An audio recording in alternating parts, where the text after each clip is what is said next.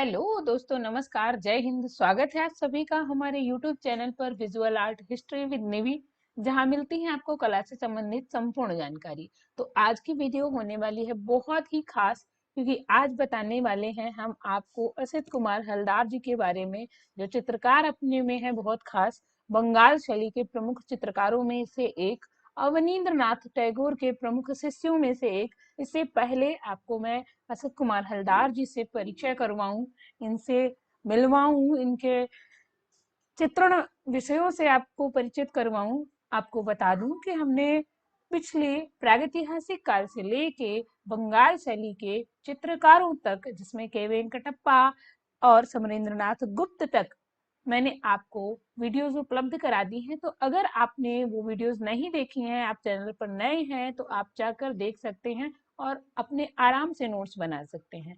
इस वीडियो की पीडीएफ आपको वीडियो के बाद, वीडियो के अंत में मिल जाएगी, वीडियो के खत्म होने के बाद आपको मिल जाएगी और मेरे टेलीग्राम चैनल पर मिलेगी, जो जिसका लिंक आपको मेरे कमेंट बॉक्स में मिलेगा। तो आज की वीडियो बहुत ही खास है, जैसा मैंने पहले ही बताया। चलिए हम शुरू करते हैं असित कुमार हलदार जी के विषय में आपको जानकारी देना। आपको पेपर में आने वाली ऐसी कोई जानकारी नहीं होगी जो यहाँ पर नहीं मिलेगी। पेपर में इनसे वो कोई भी पॉइंट मैं नहीं छोड़ूंगी जो नहीं पेपर में आने लायक है या पेपर में आते हैं। तो लेकिन इसके लिए आपको बने रहना होगा, अंत तक वीडियो को देखना होगा, वीडियो को शेयर करना होगा। वीडियो को कर दीजिएगा शेयर, ताकि और लोग इसके साथ जुड़ सके और लोग भी इस टॉपिक से जुड़े हुए तथ्यों को जान सके। चलिए हम शुरू करते हैं आज की क्लास को।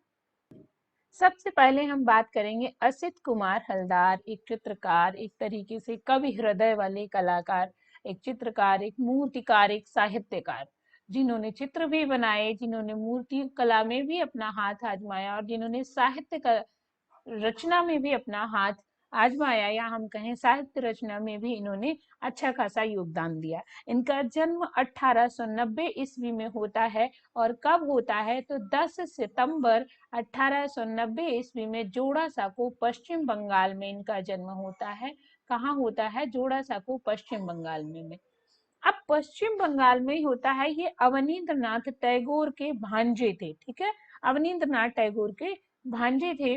1890 ईस्वी में जोड़ासांको, पश्चिम बंगाल में इनका जन्म होता है और इनकी मृत्यु लखनऊ में होती है। ये सबसे पहले किसी भी चित्रकार के विषय में कुछ भी जानने से पूर्व इतना जानना बहुत जरूरी है कि उनका जन्म कब हुआ, अगर जीवित है तब तो निवास कहाँ कर रहे हैं, और अगर उनका देहांत हो चुका है तो कहाँ हुआ और कब हुआ। तो 1964 ईस्वी में असित कुमार हलदार जी की मृत्यु लखनऊ में हो गई, क्योंकि ये लखनऊ कला विद्यालय के प्राचार्य भी रहे हैं।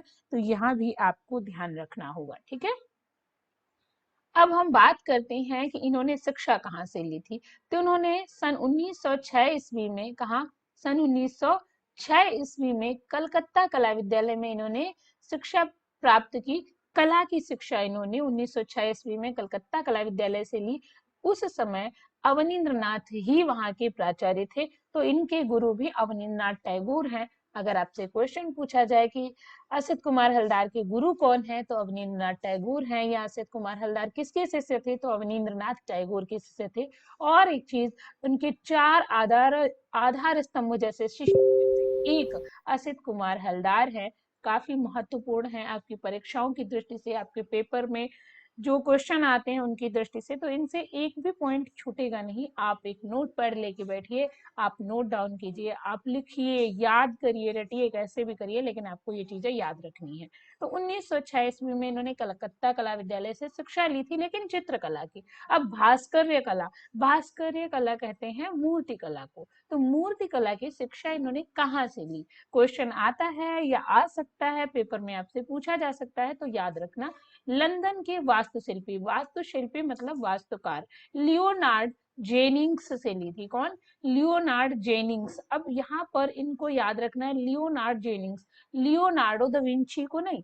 आपको चलिए यहाँ पर एक क्वेश्चन बताइए कि लियोनार्डो दा विंची कहाँ का कलाकार था, ठीक है। और ये लियोनार्ड जेनिंग्स हैं, जो कि लंदन के कलाकार हैं, जो कि क्या थे? वास्तुकार थे, ठीक है। इन्होंने इनसे भास्कर्य या मूर्ति कला की शिक्षा प्राप्त की थी असित कुमार हलदार ने, ठीक है। अब इन्होंने अगला पॉइंट आता है जो इनसे इम्पोर्टेंट है, हमने एक बायोग्राफी एक तरीके से तैयार की कि जैसे बायोडाटा होता है, तो ऐसे इन्होंने शिक्षक के रूप में कहाँ कहाँ काम किया या शिक्षक के रूप में इन्होंने कहाँ अपना योगदान दिया। जैसा मैंने आपको बंगाल शैली जब पढ़ाई थी तो मैंने आपको बताया था कि अवनींद्र नाथ के शिष्य जो थे विभिन्न क्षेत्रों में भारत के अलग अलग राज्यों में फैलकर अपनी कला का प्रचार प्रसार करते हैं और अपनी कला को, वाश शैली को, अवनींद्र नाथ के द्वारा दी गई शिक्षा को, भारतीय कला को पुनर्जागरण पुनर्जीवित करने की ओर बढ़ाते हैं। तो सबसे पहले जब हम देखते हैं इन्होंने शिक्षक के रूप में कहाँ काम किया। अब यहाँ पर एक चीज याद रखना,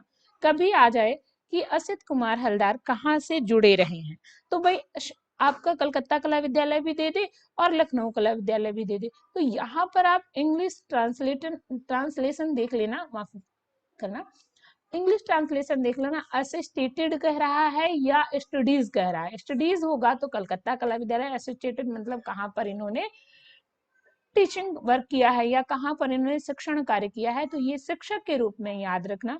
सन 1912 से 23 ईस्वी तक ये शांति निकेतन में रहते हैं। कहाँ? 1912 से 23 ईस्वी तक ये शांति निकेतन में रहते हैं। फिर 1923 से 24 ईस्वी तक ये जयपुर में रहते हैं।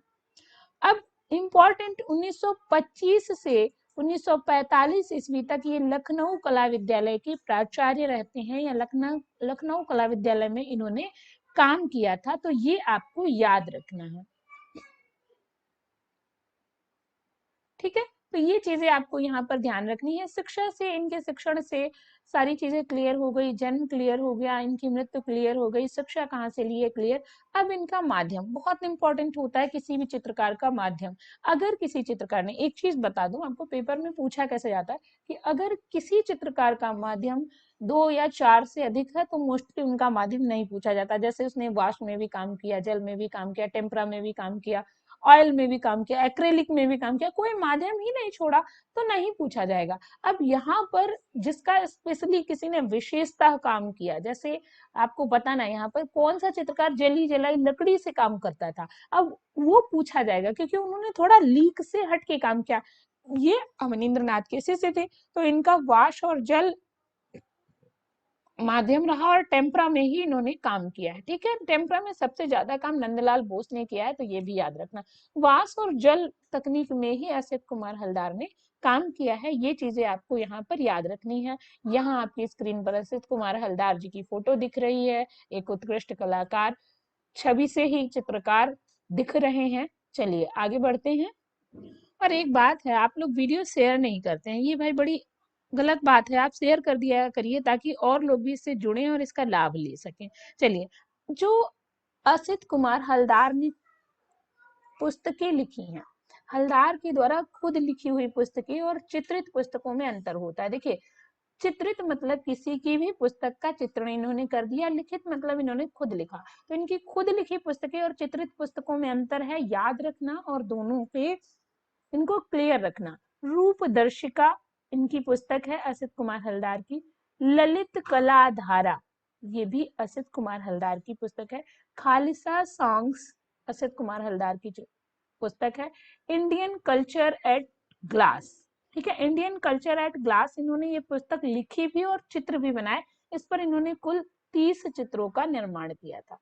Art and tradition our heritage art, ठीक है, ये भी इन्होंने पुस्तक लिखी है असित कुमार हलदार ने। गौतम गाथा असित कुमार हलदार की पुस्तक है। तो ये कुछ इनकी लिखी हुई पुस्तकें हैं, ये याद रखना। अब चित्रित पुस्तकें, इन्होंने किन पुस्तकों का चित्रण किया है। अब यहाँ पर जब आप मेघदूत देखेंगे, कालिदास के द्वारा लिखी गई पुस्तक, जिसका चित्रण किसने किया? असित कुमार हलदार ने। बहुत सारे चित्रकारों ने मेघदूत का चित्रण किया है। ठीक है, ऋतु संहार चित्रण किसने किया? असित कुमार हलदार ने किया। उमर खयाम की रुबाइयों का भी चित्रण इन्होंने किया। रामायण का चित्रण इन्होंने किया। बाल मनोरंजन से संबंधित कुछ पुस्तकें और थी जिनका चित्रण किसने किया? असित कुमार हलदार ने किया। तो ये सारी चीजें आपको असित कुमार हलदार की याद रखनी है। पुस्तकें कौन कौन सी हैं, इन्होंने किन पुस्तकों का चित्रण किया है, आप देखो, एक बार नहीं बार बार देखो और ये चीजें ध्यान रखो। ठीक है, अगला इनके चित्र, असित कुमार हलदार के चित्र, इनमें भी सारे चित्र महत्वपूर्ण हैं, लेकिन जो बहुत इंपॉर्टेंट चित्र है उनको मैं आपको बता दूंगी। एक चित्र है इनका चौराहे पर, ठीक है। अनजान सफर, यहाँ पर ये अलग नहीं हुआ है। बारिश के दिन, सह अस्तित्व, मोस्ट इंपॉर्टेंट चित्र है, याद रखना। झरना और प्रकृति, इंपॉर्टेंट चित्र है, याद रखना। द स्पिरिट ऑफ स्टार्म, यहाँ होगा स्टार्म, ये भी इंपॉर्टेंट है। अगला था कच्छ देवयानी, ये भी इन्हीं का चित्र है। एक जगई मगई, संथाल परिवार, जगई मगई या संथाल परिवार नाम से जाना जाता है इनका चित्र। जो जगई मगई ये चित्र है, ये अन्य नाम से किस नाम से जाना जाता है? संथाल परिवार के नाम से जाना जाता है। ये इलाहाबाद संग्रहालय में संग्रहित है। असित कुमार हलदार का चित्र जगई मगई या संथाल परिवार कहाँ संग्रहित है? तो याद रखना, इलाहाबाद संग्रहालय में संग्रहित है, मोस्ट इंपॉर्टेंट है। कच्छ देवयानी महाभारत से संबंधित चित्र है, ये भी इन्होंने भी बनाया है। अब आपको यहाँ पर बताना है कच्छ देवयानी चित्र और किसने बनाया है। नए पुरानी, यह भी चित्र असित कुमार हलदार का है। हसीन जीवन, असित कुमार हलदार का चित्र है। प्रारब्ध, इन्हीं का चित्र है। अकबर का बुढ़ापा, मोस्ट इंपॉर्टेंट है, आपको कंफ्यूज करेगा। यहाँ पर आपको बताना है औरंगजेब का बुढ़ापा चित्र किस चित्रकार ने बनाया था। चलिए आप कमेंट में बताइए कि औरंगजेब का बुढ़ापा चित्र किस चित्रकार ने बनाया था। ये चित्र कौन सा है? अकबर का बुढ़ापा, मैंने कई बार लाइव क्लासेस में बताया हुआ भी है। अगला चित्र है अल्हड़ यौवन। अल्हड़ यौवन चित्र किस चित्रकार ने बनाया है, आपको बताना है। कुणाल और अशोक, आपके चित्र जो है आपके असित कुमार हलदार का है। अल्हड़ यौवन असित कुमार हलदार का चित्र है। अकबर एक महान निर्माता, असित कुमार हलदार के द्वारा बनाया गया चित्र है। वसंत बधू या बसंत बहार, बसंत बहार इनका चित्र है, वसंत बधू इनका चित्र नहीं है, ये याद रखना है, ठीक है। वसंत बहार किसका चित्र है? असित कुमार हलदार का है। नव बधू असित कुमार हलदार का चित्र है। बंदी राजकुमारी असित कुमार हलदार के द्वारा बनाया गया चित्र है। हुक्का पीने वाला असित कुमार हलदार के द्वारा बनाया गया चित्र है। स्विंग एंड सॉन्ग्स, झूला और गीत, सावन से संबंधित ये चित्र है, असित कुमार हलदार ने बनाया है। मोह भंग, इंपॉर्टेंट चित्र है, याद रखना आप लोग, ठीक है। ध्रुव, ये चित्र असित कुमार हलदार के द्वारा बनाया गया। ये myths of the Hindus and Buddhist पुस्तक में सन 1914 ईस्वी में प्रकाशित हुआ था। Myths end of Hindus and Buddhist पुस्तक के लेखक कौन है, आपको बताना है। ये पुस्तक बहुत फेमस पुस्तक है। सन 1914 में इस पुस्तक में इनका चित्र ध्रुव प्रकाशित हुआ था, तो ये इंपॉर्टेंट हो जाता है, याद रखना आप लोग। तो ये चित्र जो दिख रहा है आपकी स्क्रीन पर, छोटा सा ये ध्रुव चित्र है, जो कि किस पर छपा था? तो myths of Hindu and Buddhist पुस्तक जो थी, इसके ऊपर छापा गया था। चलिए आगे बढ़ते हैं। अब असित कुमार हलदार से जुड़े हुए कुछ महत्वपूर्ण तथ्यों को देख लेते हैं हम, जो कि बहुत महत्वपूर्ण है, क्योंकि आपसे पेपर में इनसे जुड़े हुए एक टाइप से वन लाइनर क्वेश्चन पूछे जाते हैं। तो एक क्वेश्चन आता है, सिंधु सभ्यता से महात्मा गांधी तक के विभिन्न ऐतिहासिक घटनाओं का चित्रण किसने किया? तो याद रखना, असित कुमार हलदार ने किया। तो सिंधु सभ्यता से महात्मा गांधी तक के अनेक ऐतिहासिक घटनाओं का चित्र या ऐतिहासिक चित्रों का निर्माण किसने किया? तो असित कुमार हलदार ने किया है। यहाँ पर ये चीज आपको ध्यान रखनी है। इनकी कला शैली को गीतात्मक कहा गया। क्यों? क्योंकि इनके चित्रों में लयात्मकता है। मैंने कहा था ना, एक कवि हृदय टाइप के चित्रकार। इनको रविन्द्रनाथ टैगोर ने ही कहा था कि तुम चित्रकार ही नहीं कवि भी हो। इनके जो जो चित्र है काफी लयात्मक दिखते हैं। आगे मैं आपको इनके चित्र भी दिखाऊंगी। हलदार ललित कला अकादमी नई दिल्ली के सदस्य भी रहे, मोस्ट इंपॉर्टेंट है, याद रखना। ये ललित कला अकादमी नई दिल्ली में जो है, इसके सदस्य के रूप में असित कुमार हलदार ने काम किया। रविंद्रनाथ टैगोर ने इन्हें क्या कहा था कि तुम चित्रकार ही नहीं कवि भी हो। इनकी कला को प्रोत्साहन किसने दिया? अगला क्वेश्चन ऐसे आपसे बन सकता है कि असित कुमार हलदार की कला को किसने प्रोत्साहन दिया, या कौन था जिसने असित कुमार हलदार की कला को आगे बढ़ाया? तो ये याद रखना, राखाल दास बनर्जी ने असित कुमार हलदार की कला को प्रोत्साहन दिया था। हलदार प्रारंभिक इनके चित्र जो थे भित्ति चित्रों पर इन्होंने बनाए हैं। तो हलदार की प्रारंभिक चित्र, शुरुआती चित्र भित्ति चित्रों पर बनाए। भित्ति चित्र आपको याद होगा, जोगी महाराज से कला परंपरा चलती है भित्तियों पर चित्रण की, दीवालों पर चित्रण की। तो वो परंपरा आगे चल के काफी समृद्ध होती है। और इन्होंने, क्योंकि इन्होंने अजंता के बाघ की और जो हमारी गुफाएं थी, इनके भित्ति चित्रों की प्रतिलिपियां भी इन्होंने बनाई थी, और वही कारण है कि ये भित्ति चित्रों में सिद्धहस्त थे, है ना। अब उनकी प्रतिलिपियां बनाते बनाते इन्हें ये भी पता चला कि अच्छा इस तरीके से हम चित्रण कर सकते हैं, इस तरीके से बना सकते हैं, तो उन्होंने शुरुआती चित्र जो है भित्ति चित्रों के रूप में बनाए थे। हलदार के अधिकांश चित्र इलाहाबाद संग्रहालय के हलदार हाल में है। अब आपसे क्वेश्चन आ जाए कि हलदार हाल कहाँ स्थित है, तो आपको याद रखना है इलाहाबाद संग्रहालय में है। चित्र किसके हैं? असित कुमार हलदार के संग्रहित हैं। ठीक है, चलिए याद रखना है आपको।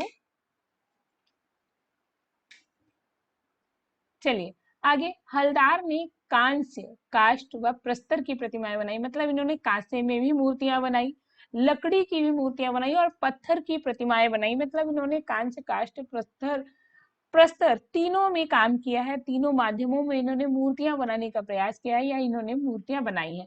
एक वाक्य है, अनुराग चाहिए, धैर्य चाहिए, साधना की सफलता चाहिए, कला चर्चा एक साधना है, शौक नहीं। असद कुमार हलदार ने क्या कहा? उन्होंने कहा था कि कला कोई शौक नहीं है कि आप आए और इसे बना के चले गए। कला में पारंगत होने के लिए, एक अच्छा चित्रण करने के लिए, एक अच्छा चित्र बनाने के लिए आपको बहुत ज्यादा पारंगत होना पड़ता है, आपको बहुत ही धैर्य की आवश्यकता होती है। भाई अगर एक चित्रकार चित्र बना रहा है और उसमें लंबा समय लगे, वो ऊब जाए, अपने ब्रश कलर फेंक कर चला जाए, क्या चित्र अच्छा बनेगा? नहीं बनेगा। अनुराग, अगर उसके मन में उसके प्रति रुचि ही नहीं है, उसको बनाने की ललक ही नहीं है, तो भी चित्र अच्छा नहीं बनेगा। और साधना भी चाहिए। आप अगर खड़े होकर बना रहे हैं चित्र, बैठने का वहां पर स्थिति नहीं है, तो आप उसे खड़े होकर ही बनाएंगे। साधना भी चाहिए। कला चर्चा तक एक साधना है, कोई शौक नहीं है कि आप 2-4 मिनट में इसको पूरा कर लें। तो ये असद कुमार हलदार ने कहा था। 1910-11 ईस्वी के मध्य हलदार ने नंदलाल बोस के साथ अजंता की प्रतिलिपियां बनाई थी, जो कहाँ रखी हैं? लंदन के किंगस्टन संग्रहालय में रखी हुई हैं। और किसके? लेडी हेरिंघम, आपको याद होगा 9 से 13 के मध्य लेडी हेरिंघम भारत में रहती हैं, आती हैं। उन्हीं के निर्देशन में असित कुमार हलदार, नंदलाल बोस, के वेंकटप्पा, समरेंद्रनाथ गुप्त, ये बहुत सारे चित्रकार जाते हैं और वहां पर ये अजंता के चित्रों की प्रतिलिपियां बनाते हैं। ठीक है, जो कहाँ रखी हुई है? किंगस्टन के लंदन के संग्रहालय में रखी हुई है। ठीक है, लंदन के किंगस्टन संग्रहालय में रखी हुई है। सन 1914 ईस्वी में इन्होंने समरेंद्रनाथ गुप्त के साथ मिलकर जोगी मारा की प्रतिलिपियां बनाई, जो कि पुरातत्व संग्रहालय में है। पिछली वीडियो में मैंने आपसे पूछा था कि ये कहाँ संग्रहित है। ठीक है, 1921 ईस्वी में इन्होंने सुरेंद्रनाथ कर के साथ बाघ की प्रतिलिपियां बनाई। ठीक है, जो कि ग्वालियर के गुजरी महल में है। ग्वालियर का गुजरी महल, जो कि एक संग्रहालय है, यहाँ पर रखी हुई हैं। 1921 में इन्होंने सुरेंद्रनाथ कर के साथ बाघ की प्रतिलिपियां बनाई थी, ये भी आपको ध्यान रखना है। 1941 ईस्वी में इन्हें ब्रिटिश सरकार ने, या हम कह सकते हैं इंग्लैंड की सरकार ने, इन्हें राय बहादुर की उपाधि प्रदान की थी। किसे? असित कुमार हलदार को। ठीक है, असित कुमार हलदार ने कास्ट पर लाख की वर्निश करके टेम्परा विधि से चित्रण की एक विशेष तकनीक विकसित की थी, जिसे लेस्टिक्स लेक्सटिस कहा जाता था। ठीक है, तो याद रखना लेक्सटिक किसे कहा जाता है? तो लेक्सिट। ठीक है, उच्चारण नहीं होता कई बार, लेक्सिट कहा जाता है। ये तकनीकी क्या थी? इन्होंने लकड़ी पर लाख की वर्निश, वर्निश होती है एक चमकदार पेंट कह सकते हैं, लाख की वर्निश को इन्होंने लगाया और एक नई टेम्परा विधि से चित्रण किया, तो उसे क्या कहा गया? लेक्सिट तकनीकी कहा गया है। तो ये आपको याद रखना है। लेक्सिट तकनीकी का जन्मदाता कौन है? असित कुमार हलदार है। ये सारी चीजें आपको ध्यान रखनी है। अब यहाँ पर आप असित कुमार हलदार के चित्र देख सकते हैं। एक पंडित जो है, एक ब्राह्मण के रूप में वृद्ध व्यक्ति, एक महात्मा बुद्ध या भगवान कृष्ण को कुछ उपाख्यान जैसा देता हुआ बनाया गया है। ये वो चित्र नहीं है, वो एक मुल्ला को उपाख्यान देते हैं, लेकिन हाँ ये चित्र असित कुमार हलदार का है। यहाँ आप देखेंगे कि स्त्री को बैठे हुए दिखाया गया है, जिसे हम कह सकते हैं संगीत की लो या विरहिणी के रूप में चित्रित किया गया है। एक चीज और याद रखना, सन 1991 ईस्वी में भारत सरकार ने एक स्टाम्प टिकट जारी किया था। स्टाम्प टिकट, डाक टिकट नहीं, स्टाम्प का टिकट जारी किया था असित कुमार हलदार की पेंटिंग पर। तो ये भी आपको ध्यान रखना है। असित कुमार हलदार की पेंटिंग पर भारत सरकार ने एक स्टाम्प टिकट कब जारी किया?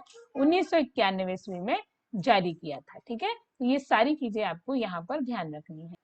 तो ये थी कुछ जानकारी असित कुमार हलदार के विषय में। आज की वीडियो आपको कैसी लगी जरूर बताइएगा। अगर चैनल पर नए हैं तो चैनल को कर लीजिएगा सब्सक्राइब, वीडियो को कर दीजिएगा शेयर और वीडियो को लाइक भी कर दीजिएगा। और आपको किस टॉपिक पर वीडियो चाहिए आप हमें कमेंट में बता सकते हैं। मिलते हैं एक नई वीडियो में, तब तक के लिए इतना ही। धन्यवाद। Thank you. Thanks for watching.